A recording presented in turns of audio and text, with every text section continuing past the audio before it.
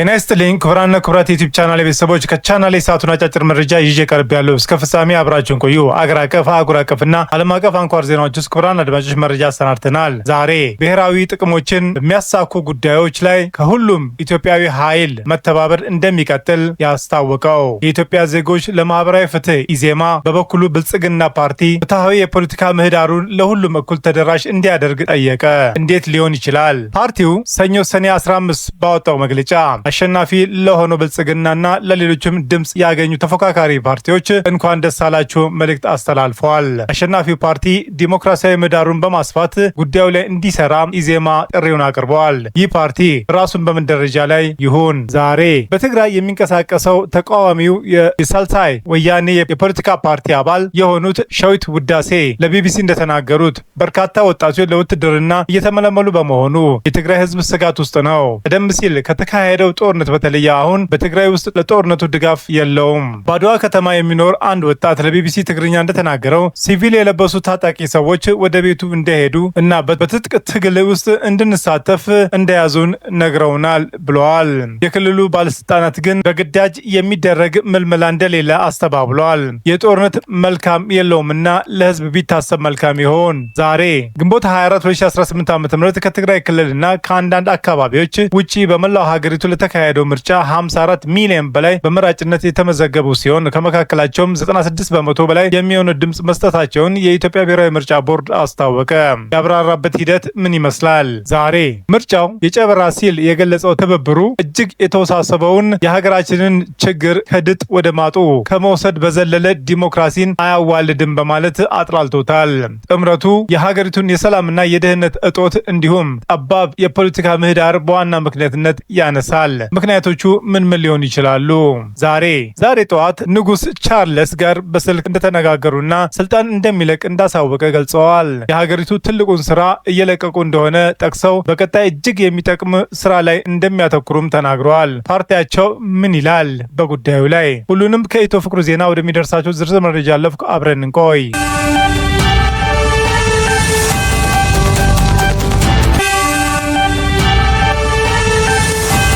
አሸናፊውና ተቃዋሚ ፓርቲዎች ስለ ምርጫ ውጤት ምን አሉ? የሰባተኛው አጠቃላይ ምርጫ አሸናፊ የሆነው ብልጽግና ፓርቲ ዘላቂ ሰላምና ጸጥታ ለማስፈን እንዲሁም የህግ የበላይነትን በጽኑ መሰረት ላይ ለመገንባት በቁርጠኝነት እንደሚሰራ አስታወቀ። የአማራ ብሔራዊ ንቅናቄ አብን የዜጎች ደህንነትና ዋስትና የማረጋገጥና በሃይማኖትና በብሔር ማንነት ላይ ያነጣጠሩ ጥቃቶችን የማስቆም የአሸናፊው ፓርቲ የጊዜ የማይሰጣቸው የቤት ስራዎቹ እንደሆነ ገልጸዋል። የኢትዮጵያ ብሔራዊ ምርጫ ቦርድ እሁድ ሰኔ 14 2018 ዓ.ም ባካሄደው ሰባተኛው አጠቃላይ ምርጫ ውጤት ማስታወቂያ መርሃ ግብር ላይ ብልጽግና ፓርቲ መንግስት መመስረት የሚያስችለውን አብላጫ ድምጽ ማሸነፉን አስታውቋል። ከምርጫ ቦርዱ አዋጅ በኋላ እሁድ መግለጫ ያወጣው ብልጽግና ውጤቱ ህዝብ ለፓርቲው አዲስ ዲሞክራሲንና ማህበራዊ ውል መስጠቱን እንደሚያመላክት ገልጸዋል። በዚህ መሰረት የስልጣን ባለቤትነቱ የህዝብ መሆኑን በተግባር እንደሚያረጋግጥም አስረድተዋል።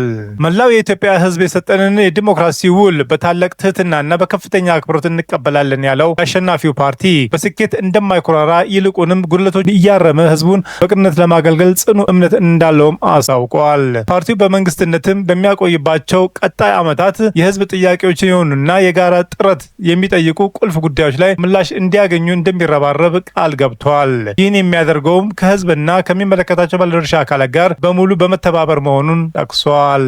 ፓርቲው ከዚህ ጋር በተያያዘ በቁርጠኝነት ለመስራት ከተዘረዘሩ ጉዳዮች ውስጥ በቀዳሚነት የተጠቀሰው ዘላቂ ሰላምና ጸጥታ ማስፈን እንዲሁም የህግ የበላይነትን በጽኑ መሰረት ላይ የመገንባትን ጉዳይ ነው። በመገባደድ ላይ የሚገኘው የሀገራዊ ምክክር ሂደትም የታለመለትን ዓላማ እንዲያሳካ በሚገባ እንደሚደግፍም አስታውቋል። ለዚህም ሲባል የዲሞክራሲ ተቋማትን ይበልጥ ነጻ፣ ገለልተኛና ጠንካራ እንዲሆኑ እንደሚያደርግ የገለጸው ፓርቲው ብሔራዊ ጥቅሞችን ማዕከል ባደረገ መልኩ ከተፎካካሪ ፓርቲዎች ጋር በትብብር እንደሚሰራም በመግለጫው አስፍረዋል። ብልጽግና በመግለጫው የኑሮ ውድነትን ለማቃለልና የምግብ ዋስትና ለማረጋገጥ ዘላቂ የስራ ዕድሎችን በስፋት ለመፍጠር የጀመራቸውን ስራዎች እንደሚያስቀጥልም ገልጿል። የዜጎችን የኢኮኖሚ ተጠቃሚነትና ሀገራዊ አስተዋጽኦ ማሳደግም ከዚሁ ጋር ተያይዞ ተጠቅሷል። የቢሮክራሲ ማነቆችን ለመበጣጠስና የአገልግሎት አሰጣጥን በቴክኖሎጂ ለማዘመን እንዲሁም ሌብነትና ብልሹ አሰራርን በቆራጥነት ለመከላከል እንደሚሰራም አስታውቋል።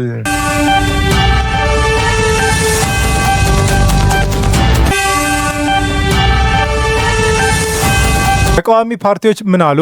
የአጠቃላይ ምርጫ ውጤት ይፋ መሆኑን በማስመልከት መግለጫ ካወጣው ተቃዋሚ ፓርቲዎች መካከል አንዱ 13 የህዝብ ተወካዮች ምክር ቤትንና እንዲሁም 73 የክልል ምክር ቤት ወንበሮችን በማሸነፍ ባገኘው የመቀመጫዎች ብዛት ከተፎካካሪ ፓርቲዎች ቀዳሚ የሆነው ኢዜማ ነው። ብልጽግና ዲሞክራሲያዊ ተቋማትን ለመገንባትና ፍትሐዊ የፖለቲካ ምህዳሩን ለሁሉም እኩል ተደራሽ ለማድረግ በቆራጠኝነት እንዲሰራ ጠይቀዋል። አሸናፊው ፓርቲ ለሀገር እድገትና ለውጥ ጠቃሚ ሀሳቦችን ከማንኛውም ወገን ሊገኙ እንደሚችሉ እንዲረዳና አማራጭ ሀሳቦችን እንዲሰማ የሚል ጥሪንም አሰምቷል።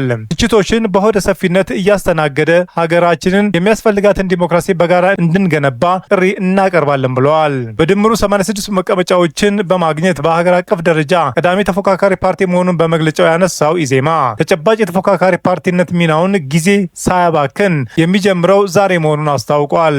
በቀጣዮቹ ዓመታት ጠንካራ ጎኖቹ እንደሚያስቀጥል እንዲሁም የነበሩበትን ክፍተቶች በስትራቴጂክና በሌሎች አስፈላጊ ተግባራት እንደሚያሟላም ጠቅሷል። ኢዜማ ከቀጣዩ ምርጫ በፊት ባሉት ዓመታት ለማከናወን ቃል የገባበትን ዋነኛ ጉዳይ ጤናማና ዘመናዊ ፖለቲካ ባህልን የማዋለድ ተግባራችንን በጠነከረ መልኩ እንቀጥላለን የሚል ነው። በዚህ መሰረት ከዚህ ቀደም ሲያደርግ እንደነበረው ብሔራዊ ጥቅሞች በሚያሳኩ ጉዳዮች ላይ ከሁሉም ኢትዮጵያውያን ኃይል ጋር እንደሚተባበርም ገልጸዋል። የምንንቀሳቀስበት መፎካከሪያ አጀንዳዎቻችን ላይ ማህበረሰባችንን በሚመጥን ጨዋነት ልዩነታችንንና ትችቶቻችንን እናቀርባለን ሲልም አቋሙን ገልጸዋል። ሌላኛው ተቃዋሚ ፓርቲ አብን በበኩሉ ህዝባችን ለሰላም ሲባል ውድ ዋጋ ከፍሎ ያሸነፈበት ወሳኝ የታሪክ እጥፋት ሲል ምርጫውን ገልጾታል። ምርጫው በአማራ ክልል በትጥቅ እንቅስቃሴ እያደረገ ላለ ኃይሎችም ጠቃሚ መልእክቶችንም እንዳስተላለፉም እሁድ ዕለት ባወጣው መግለጫም ጠቅሷል። ህዝቡ በምርጫው አማካኝነት የፖለቲካ ተሳትፎ መብትና ነጻነቱን በኃይል የሚገፉ የጎበዝ አለቆችን አዋጅን እንዲሁም የተፈጸሙ ጥቃቶችን እንደሚቃወምም ማሳወቁን ገልጸዋል። ህዝብ ለሰላማዊ ትግልና ለሀገራዊ የፖለቲካ ምህዳር መጠናከር ያለውን ጽኑ ፍላጎት በምርጫው መታየቱን የገለጸው አብን ሁሉም የፖለቲካ ፓርቲዎችና ታጣቂ ቡድኖች ጨምሮ የህዝብን ውሳኔ የማክበር ግዴታቸውን እንዲወጡ ጠይቀዋል። የሽምቅ እንቅስቃሴ ውስጥ የሚገኙ ወንድሞቻችንም ወደ ፖለቲካው ምህዳር በመምጣት በህዝብ ላይ የተጫነውን የመከራ ቀንበር እንዲያቀሉለት ጥሪ እናቀርባለን ብለዋል። አሸናፊው ብልጽግና ፓርቲም በዚህ ምርጫ ከወትሮ የተለየ ኃላፊነትና የማያዳግም እድል እንደተሰጠውም የአብን መግለጫ ያትታል። አብን አዲስ የሚመሰረተው መንግስት አሉበት ያላቸውን ጊዜ የማይሰጡትን የቤት ስራዎችን ጠቅሷል። በቀዳሚነት የተቀመጠው በመላው ሀገሪቱ ህግና ስርዓትን በማስከበር ለዜጎች የደህንነት ዋስትና የማረጋገጥ ስራ ነው። በሃይማኖትና በብሔር ማንነት ላይ ያነጣጠሩ ጥቃቶችን በማስቆምና ተንቀሳቅሶ የመስራት ነጻነትን የማስከበር ተግባራትም ተካተዋል። ሀገራዊ ጥቅሞችንም የማስጠበቅ ኃላፊነትም በድህረ ምርጫ መከናወን ካለባቸው የመንግስት የቤት ስራዎች መካከልም ጠቅሷል። በተለይም በአማራ በኦሮሚያና በትግራይ ክልሎች የሰላም አማራጭ እየተቀበሉ ያሉ ታጣቂዎች የሚስተናገዱበት ሂደት ተቋማዊ ስርዓት እንዲዘረጋለትም ጠይቋል።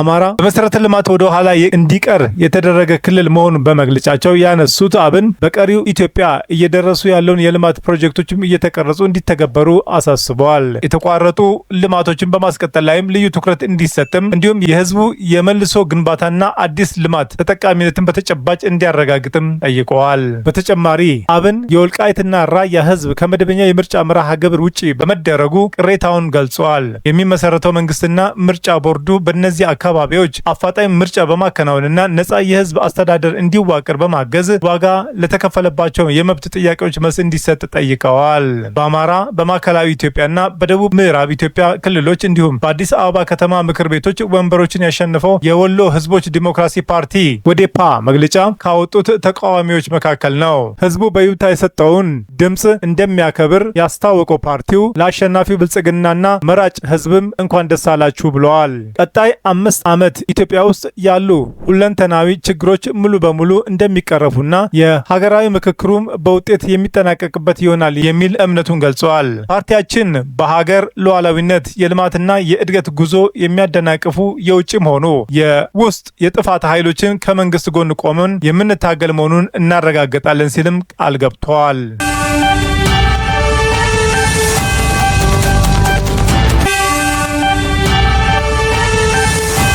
የፓርቲው በምርጫ ማሸነፍና የአዲስ ግጭት ስጋት። ምንም እንኳን ምርጫው የግጭት ጥላ ቢያጠላበትም የጭቆና ክሶች ቢሰማም እንዲሁም የተቃዋሚ ፓርቲዎች ተሳትፎ አናሳ ቢሆንም የጠቅላይ ሚኒስትር አብይ አህመድ ፓርቲ በሀገሪቱ አጠቃላይ ምርጫ ከፍተኛውን የህዝብ ተወካዮች ምክር ቤት መቀመጫ በማሸነፍ የበላይነቱን ይዞ ለመቀጠል ችሏል። ይፋ ከተደረጉት 501 መቀመጫዎች ውስጥ 438ቱን ያገኘው የብልጽግና ፓርቲ አዲስ መንግስት ለመመስረት ይችላል። ጠቅላይ ሚኒስትሩም በቀጣይ ዓመት መስከረም በስልጣናቸው ለመቀጠል ቃለ መሐላ ይፈጽማሉ። ይህ ለአብይ ደጋፊዎች ትልቅ ድል በመሆኑ በበላይነት የመሩትን የኢኮኖሚ ለውጥ እንደሚቀጥሉ ያምናሉ። ነገር ግን ሌሎች አብይ ጠቅላይ ሚኒስትር ሆነው ሲቀጥሉ በህዝብ ብዛት በአፍሪካ ሁለተኛ በሆነችው ሀገር ውስጥ ያሉትን ክፍፍልና የደህንነት ተግዳሮቶች እየተባባሱ ይሄዳሉ ብለው ይሰጋሉ። የ49 ዓመቱ ጠቅላይ ሚኒስትር ለመጀመሪያ ጊዜ ወደ ስልጣን የመጡት በአውሮፓውያኖቹ 2018 የተካሄደው ተቃውሞዎች ተከትሎ ሲሆን መጀመሪያ ላይ ስለ አንድነት ባደረጉት ጥሪ ከፍተኛ ተቀባይነት ቢያገኙም ከሁለት አስርት ዓመታት በላይ በሀገሪቱ መንግስትን ተቆጣጥረው ከቆዩት ከትግራይ ፖለቲከኞች ጋርም ተቃቅረዋል። አብይ ወደ ስልጣን ከመጡ ከአንድ ዓመት በኋላ በዋናነት ከኢትዮጵያ ሰሜናዊ ጎረቤት ከኤርትራ ጋርም የነበረውን አስርታት ያስቆጠረውን ፍጥጫ ለማስቀረት በወሰዱት እርምጃ ምክንያት የኖቤል ሰላም ሽልማትም አሸንፈዋል። በሀገሪቱ የአማራና የኦሮሚያ ክልሎች የሚካሄዱት የኃይለኛ የታጣቂዎች እንቅስቃሴ ስለማብቃታቸው ምልክቶች ባለማሳየታቸው የደህንነት ባለሙያዎች ሀገሪቱ ወደ ጦርነት ልትመለስ እንደምትችልም ይሰጋሉ።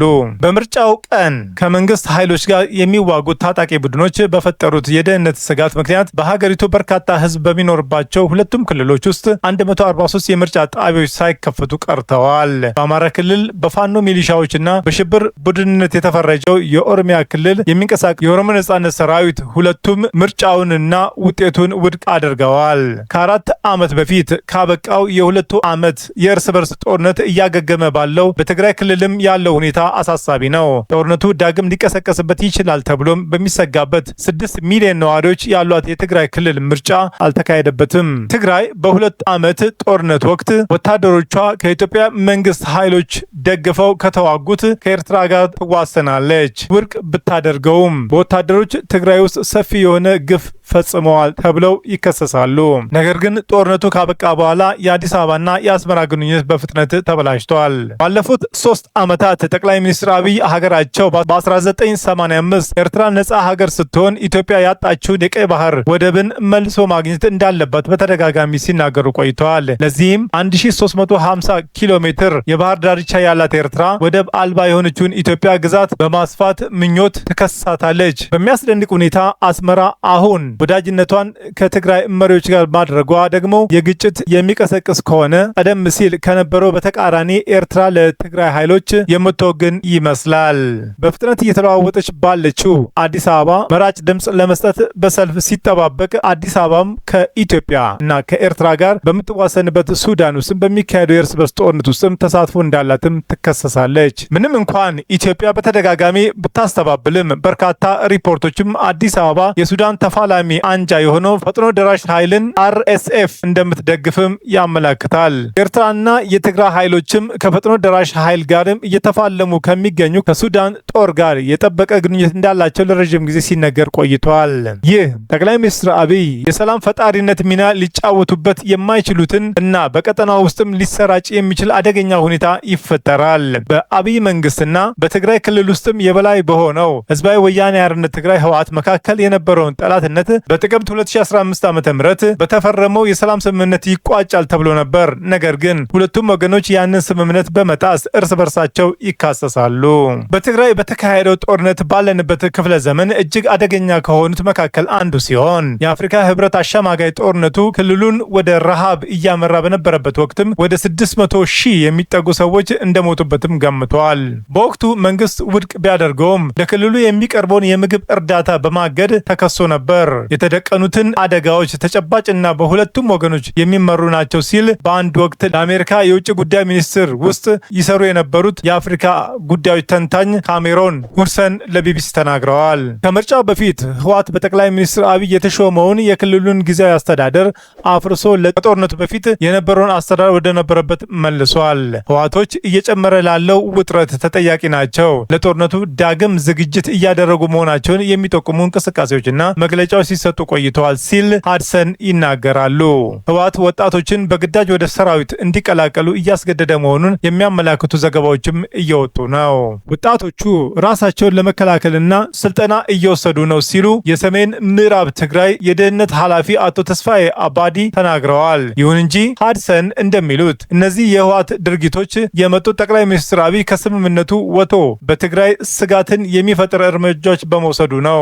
የአውሮፓ ህብረት በሰሜን ኢትዮጵያ ያለውን ውጥረት በአፋጣኝ እንዲረግብ በቅርብ ባወጣው ማስጠንቀቂያ ጠይቆ ነበር። በፌዴራል መንግስቱ እና በህወሓት መካከል ከ4 ዓመት በፊት ለተደረሰው የሰላም ስምምነት ዋና አሸማጋይ የነበረችው አሜሪካ ባለፈው ሳምንት አክራሪ ህወሓትን አባላትና የቅርብ ቤተሰቦቻቸውን ኢላማ ያደረገ የቪዛ እገዳ ጥላለች። እገዳው እነማንን እንደሚመለከት በስም ባይጠቀስም በትግራይ ክልል የተፈጠረውን ቀውስ ለመፍታት የሚደረገውን ጥረት የሚያደናቅፍ ወይም ደግሞ ተባባሪዎቻቸውን የሚመለከት ነው ብለዋል። በዓለም አቀፍ ክራይሲስ ግሩፕ የባለሙያዎች ቡድን የአፍሪካ ቀንድ ተንታኝ የሆኑት ማግነስ ቴለር በፍጥነት ወደ ጦርነት ይገባል ብለው አያምኑም፣ ነገር ግን እየቀጠለ ያለው ዝቅተኛ ውጥረት አደገኛ ሁኔታ ነው ብለዋል። አዲስ አበባ ህወሓት ከኢትዮጵያ ጠላቶች ጋር እየወገነ ነው ብለው በምታምንበት በዚህ በጣም በተካረረና መርዛማ ቀጠናዊ ፖለቲካዊ ውስጥም ትግራይን ማዕከል ያደረገ አካባቢዎች ግጭት የመፍጠር እድሉ ሰፊ ነው ሲሉም ለቢቢሲ ተናግረዋል። የትግራይ ተቃዋሚ ፓርቲዎችም ለሆነው ለሸዊት ችግሩ የሁለቱም ወገኖች ግትር መሆንና ልዩነታቸውን በድርድር ለመፍታት ፈቃደኛ አለመሆናቸው ነው። የበላይነታቸውን ለማረጋገጥ ትክክለኛ ጊዜ እየጠበቁ እንደሆነ አምናለሁ። ይህ ደግሞ ወደ ውጊያ ሊያመራ ይችላል። እንደ ሀድሰን ገለጻ ደግሞ የሚቀጥሉት ወራት የኢትዮጵያን የወደፊት እጣ ፋንታ የሚወስኑ ሊሆኑ ይችላሉ። ብዙዎችን አብይ የፖለቲካ ስልጣኑን ማጠናከር ለትግራይና ለግጭቱ ለአንዴና ለመጨረሻ ጊዜ እንዲያበቃ ለማድረግም ወይም መፍትሄ ለመስጠት እንደሚጠቀምበትም መስጋታችን ተገቢ ይመስለኛል።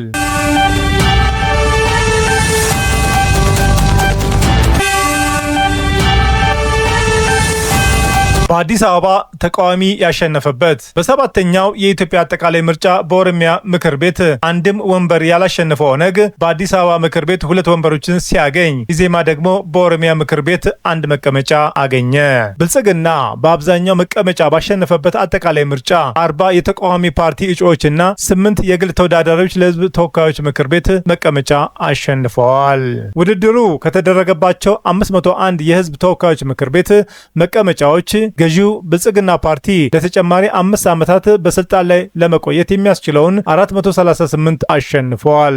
በምርጫው ከተሳተፉ ተቃዋሚ የፖለቲካ ፓርቲዎች መካከል ከፍተኛውን የህዝብ ተወካዮች ምክር ቤት መቀመጫ ያገኘው የኢትዮጵያ ዜጎች ለማህበራዊ ፍትህ ኢዜማ ሲሆን 13 መቀመጫዎችን አሸንፈዋል።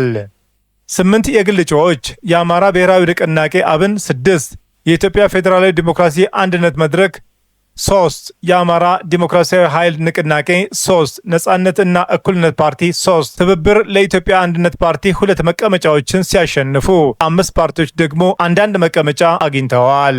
በተጨማሪ ብልጽግና ምርጫ በተካሄደባቸው 11 የሀገሪቱ ክልሎች ውስጥም እንዲሁም በዋና ከተማዋ አዲስ አበባና በድሬዳዋ ምክር ቤቶች ውስጥም ካሉት መቀመጫዎች አብዛኛዎቹን አግኝቷል። ብልጽግና በፌዴራል በክልልና በከተሞች መንግስት ለመመስረት የሚያስችለውን የምክር ቤት መቀመጫ አሸንፏል። በዚህም የኦሮሚያ 523፣ የአማራ 257፣ የሶማሌ 214፣ የሲዳማ 175፣ የጋምቤላ 176፣ የማዕከላዊ ኢትዮጵያ 143፣ የደቡብ ምዕራብ ኢትዮጵያ 144፣ የደቡብ ኢትዮጵያ 182፣ የቤኒሻንጉል ጉሙዝ 145፣ የአፋር 124፣ የሐረር 32፣ የአዲስ አበባ 134 እና የድሬዳዋ 161 የምክር ቤት መቀመጫዎችን እጩዎቹ አሸንፈዋል። 158 መቀመጫዎች ላሉት የዋና ከተማዋ አዲስ አበባ ምክር ቤት መቀመጫዎች ከተወዳደሩት ፓርቲዎችና የግል እጩዎች መካከል ብልጽግና 134 ሲያሸንፍ ኢዜማ 8፣ 1 ኢትዮጵያ ፓርቲ 4፣ ህዳሴ፣ ትብብር ለኢትዮጵያ አንድነት፣ ሰላም ለኢትዮጵያና ኦነግ 2 መቀመጫዎችን አሸንፈዋል። 3 ፓርቲዎችና 1 የግል ተወዳዳሪዎችም አንዳንድ ወንበርም ተጋርተዋል። 528 መቀመጫዎች ካሉት የኦሮሚያ ክልል ምክር ቤት ውስጥ ብልጽግና 523ቱን ሲያሸንፍ የግል ተወዳዳሪዎች 4ቱን እንዲሁም የኢትዮጵያ ዜጎች ለማህበራዊ ፍትህ ኢዜማ 1 መቀመጫ አሸንፏል። በበርካታ የኦሮሚያ ክልል ቦታዎች ላይ እጩዎችን ያቀረበው በኦሮሚያ ከሚንቀሳቀሰው ዋነኛ ፓርቲዎች መካከል የሆነው የኦሮሞ ነጻነት ግንባር ኦነግ በፌዴራልም ሆነ በክልል ምክር ቤት 1 መቀመጫ ባያሸንፍም በአዲስ አበባ ከተማ ምክር ቤት 2 መቀመጫዎችን አግኝቷል።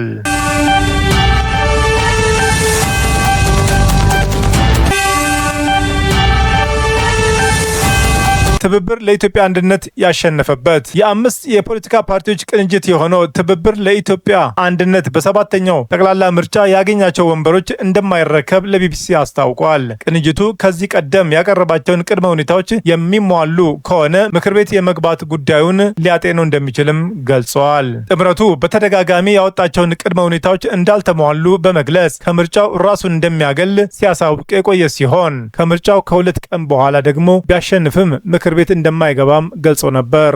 ሰኔ 14 2018 ዓ.ም የብሔራዊ ምርጫ ቦርድ ይፋ ባደረጋቸው አጠቃላይ የምርጫ ውጤቶች እንደሚያሳየው ትብብር ለኢትዮጵያ አንድነት 2 የህዝብ ተወካዮች ምክር ቤትና 5 የክልል ምክር ቤት መቀመጫዎችን አሸንፏል። ጥምረቱ 1032 እጩዎችን በማቅረብ ከብልጽግናና ከኢዜማ ቀጥሎ ከፍተኛውን ተመራጮችን በተለያዩ ምክር ቤቶች ያስመዘገበ ሶስተኛው ፓርቲ ነው። በአዲስ አበባ በአማራና በማዕከላዊ ኢትዮጵያ ክልሎች በአጠቃላይ 7 ወንበሮች በምርጫ 2018 ያሸነፈው ቅንጅቱ ምርጫውን አውግዞ በአቋሙ እንደጸና የህዝብ ግንኙነት ኃላፊው አቶ ጌትነት ወርቁ ለቢቢሲ ተናግረዋል። መንግስት ሸብረክ ብሎ ወደ መነጋገሩ ወደ መደራደሩ እስኪሄድ ድረስ እኛም እውቅና አንሰጠውም፣ የብልጣብልጥ ጨዋታ ነው በማለት ሀገራትም ምርጫውን እውቅና እንዲነፍጉት ውትወታ እያደረገ መሆኑን አቶ ጌትነት ገልጸዋል። ቢቢሲ አቋማችሁ ከምርጫው በፊትም ይህ ከሆነ ለምን በምርጫው ተሳተፋችሁ ሲል ላነሳላቸው ጥያቄ አቶ ጌትነት ለመሳተፋቸው ምክንያት የሆኑ ንግግሮች ስለነበሩ እንደሆነ አመላክተው ዝርዝር መረጃውን ከመስጠት ግን ተቆጥበዋል። በቅድመ ሁኔታዎች ላይም ምናልባት ጆሮ የመስጠት ዘንበል የማለት ምልክቶች ሊኖሩ ይችላሉ የሚል እምነቶች ነበሩ በማለት በግልጽ መናገር ባልፈለጉት እና ወደፊት ይፋ እናደርገዋለን ባሉት ምክንያት ወደ ምርጫ ለመግባት መወሰናቸውን ተናግረዋል። አቶ ጌትነት ምክር ቤት አንገባም የሚል አቋማቸውን በ7 ምርጫ ክልሎች ለመረጣቸው ህዝብ ድምፅ መንፈግ አይደለም ብለዋል። ተመሳሳይ ትችት በተለይም በ1997 ዓ.ም ምርጫ ከነበረው የቅንጅት አቋም ጋር ተገናኝቶ እንደገጠማቸው የጠቆሙት ኃላፊው የሁኔታውን ልዩነት ሲያብራሩ የሰማይና የምድር ያህል ነው ብለዋል። ከ7 ኪስ ቦታዎች ላይ ተሰጥቶን ይህን ተቀበል እና ሌላውን አቆይ ከምንባል ለተላለቅ ጥያቄዎቻችን መልስ እንፈልጋለን የሚል ነው ሲሉ አቋማቸውን የማመዛዘን የማበላለጥ እንደሆነ ገልጸዋል። ይሁን እንጂ መንግስት ላስቀመጣቸው ቅድመ ሁኔታዎች ለመነጋገር እና ምላሽ ከሰጠ ውሳኔያቸውን እንደሚቀለብሱ ተናግረዋል። አንገባም ማለት ለዘላለም አንገባም ማለት አይደለም በማለት ኳሱ መንግስት ሜዳ ላይ መወርወሩን ጠቁመዋል። ምክር ቤት መግባቱን እንደ መደራደሪያ መሳሪያ የተመለከተው ጥምርቱ በባዶ ሜዳ ብቻ የምንጮ አይደለንም ብለዋል። ጦርነትን ማቆም፣ እስረኞችን መፍታት፣ የፖለቲካ ምህዳሩን ማስተካከል፣ በአገር እጣ ፋንታ ላይ መነጋገር ጠዋት ተጀምሮ 11 ሰዓት ማታ ላይ የሚያልቅ አይደለም። ቢያንስ ግን እኛ የምንፈልገውን ወደዚህ ወደ ድርድር የሚገፋ ነገር አለ ወይ በማለት መከራከሪያ ያቀርባሉ። ኢሃፓ፣ መኢሃድ እና እናት ፓርቲን ጨምሮ 5 ፓርቲዎች ያጣመረው ትብብር ለኢትዮጵያ አንድነት ተመራጮች የጥምረቱን ውሳኔ አሻፈረኝ ብሎ የሚገቡ ከሆነ እርምጃ እንደሚወስዱ አስታውቀዋል። ተቋሙ የፓርቲ እንጂ የግለሰብ ጉዳይ አይደለም ሲሉ አቶ ጌትነት ተመራጮቹ የሞራልና የሕግ ኃላፊነት አለባቸው ብለዋል። ማንኛውም እጩ ትብብርን ወክሎ ሊገባ አይችልም፣ የሥነ ምግባር እርምጃዎችን እንወስዳለን በማለት ውግዘትና ከፓርቲው እስከ ማባረር የደረሱ እርምጃዎችን እንደሚወስዱ ጠቁመዋል።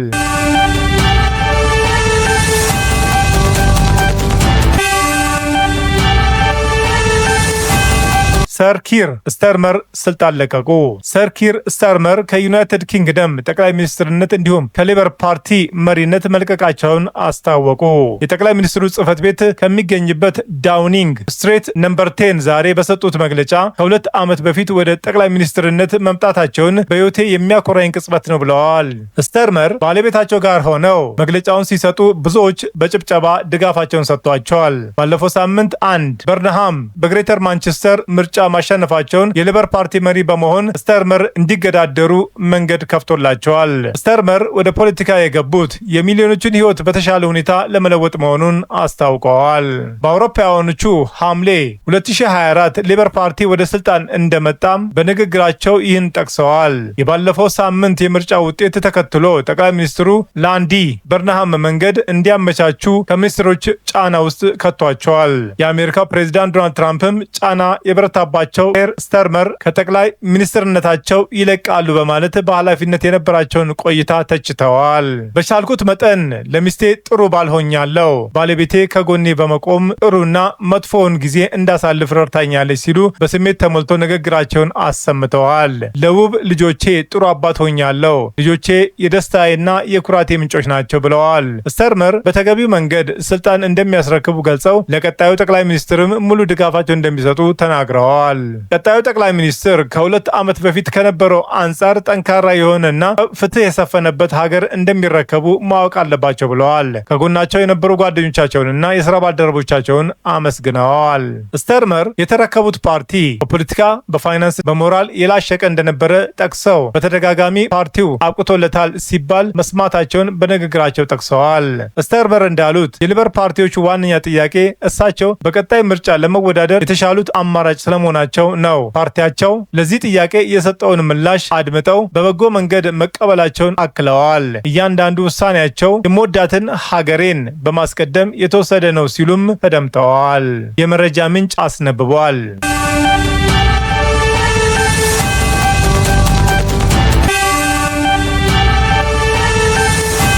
ቻናሌን ስትከታተሉ ስለቆያችሁ ታላቅ አክብሮት አለን። ውድ የቻናሌ ተከታታይ ቤተሰቦች በመላው ዓለምና በአገር ቤት ላላችሁ ሁሉ በየዕለቱ ስኬት እንዲገጥማችሁ እንመኛለን። ዜናዎቻችን ሰምታችሁ ላይክ፣ ሰብስክራይብ እና ሼር ማድረጉ እንዳይዘነጋ፣ እንዲሁም ድጋፋችሁ አይለን። በሌላ መረጃ ተመልሰን እስክንገናኝ በያለንበት ቦታ ሰላምና ጤና ይብዛልን።